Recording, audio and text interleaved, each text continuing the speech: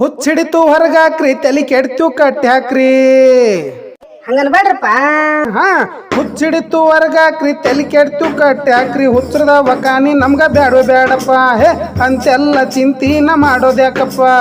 ಗೀಯಗ ಗೀಯಗ ಗೀಯ ಗೀಯಗ ಗೀಯಗ ಗೀಯಗ ಗೀಯ ಗೀಯಗ.